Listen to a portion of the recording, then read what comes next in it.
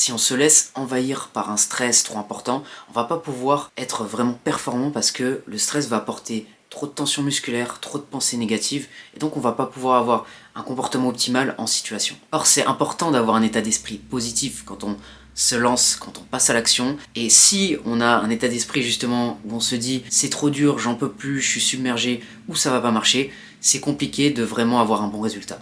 Donc dans cette vidéo, j'aimerais t'apporter quelques moyens qui vont te permettre de faire baisser ce stress et donc d'avoir une meilleure performance à la clé. Le premier moyen que je voulais te proposer, c'est le fait de faire des pauses et de ralentir. Alors ça peut paraître vraiment logique comme moyen, mais si tu ne le fais pas, en fait le stress va monter et tu vas pas pouvoir être performant. En fait, il faut apprendre à avoir du recul sur certaines situations. Pour illustrer cela, j'aimerais faire un parallèle avec un film de guerre que j'ai vu sur la guerre du Vietnam.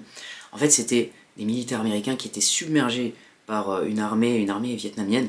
Et si tu veux, ils utilisaient des mortiers. Ils utilisaient des mortiers et ils étaient tellement attaqués de partout qu'ils ont utilisé ces mortiers de manière trop répétitive, jusqu'à que ça chauffe et qu'ils puissent plus les utiliser. Ils avaient besoin à ce moment-là eh bien, de les refroidir.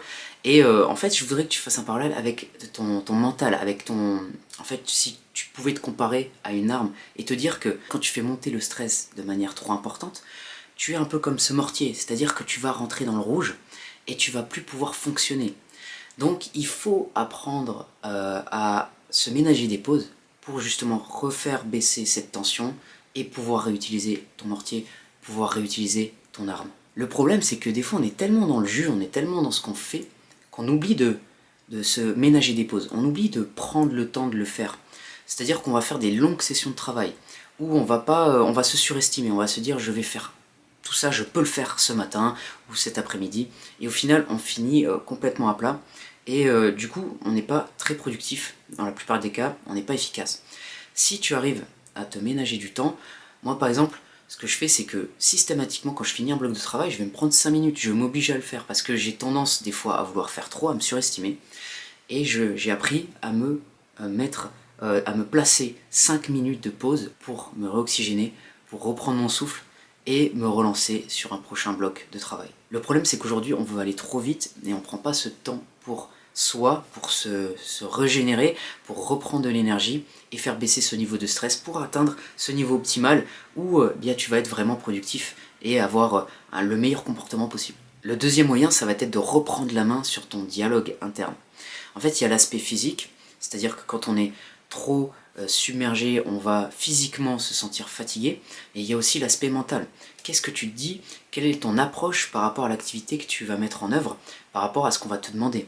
Si tu es en train de te dire je vais pas y arriver, si tu es en train de te dire c'est chiant, tu vas avoir du mal à faire baisser ce niveau de stress, tu vas rajouter du stress au stress. Alors que si tu envisages plus positivement l'activité, que tu te dis qu'est-ce que je gagne à faire ça, eh bien je vais progresser dans cette direction, je vais avoir cette récompense à la clé. Si tu fais ça, tu vas avoir une approche beaucoup plus efficace que si tu te laisses envahir par des pensées négatives. En fait, tu peux envisager ton esprit, ton mental comme Tetris, comme le jeu Tetris, c'est-à-dire que plus tu vas rajouter des pensées négatives, plus tu vas atteindre le sommet et donc perdre au jeu. En fait, il faut que tu puisses enlever un maximum de blocage pour faire tomber les lignes du jeu et continuer à jouer, continuer à avancer. Et ça te concerne toi, mais ça concerne aussi ton entourage, ça concerne aussi ton environnement.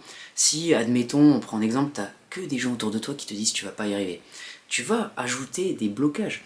Si tu consultes, si tu es exposé à des informations négatives et que ça a un impact sur ton état d'esprit, ça va rajouter des blocages. Donc quand tu arrives à reprendre le contrôle là-dessus et à limiter les blocages, eh bien tu vas aller beaucoup plus vite, tu vas accélérer, tu vas aller vers l'avant. Donc sois dans ton tunnel, n'écoute pas les influences négatives, adopte un dialogue interne positif et tu verras que ça va te rendre service. Et la troisième chose dont je voulais te parler, c'est le fait de trouver un bon équilibre.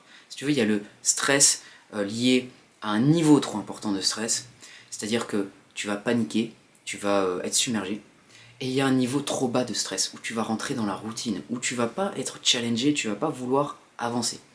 Et il faut être conscient de ça parce que très souvent, si on se protège trop du stress, on va rentrer dans ce niveau de routine. Alors que le stress est très bon.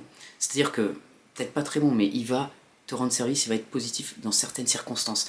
Parce que ça va te permettre de faire attention, ça va te permettre d'avoir l'énergie quand il le faut. Je te donne un exemple, si tu prends une équipe de foot et que les joueurs n'ont pas saisi qu'il y a un enjeu important, ils vont rentrer dans la routine et ils vont pas avoir assez de stress pour être performants.